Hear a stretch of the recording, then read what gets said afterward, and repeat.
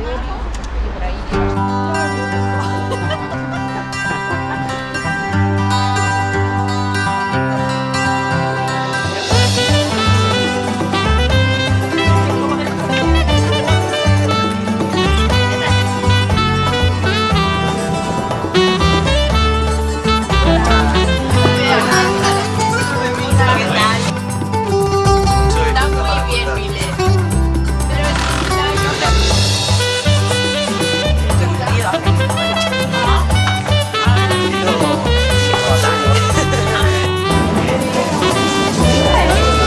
Está muy bien, Mile.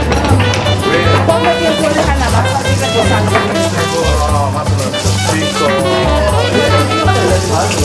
¿Qué contiene? ¿La harina, la sal? ¿Qué más? Agua. ¿Ah, sí?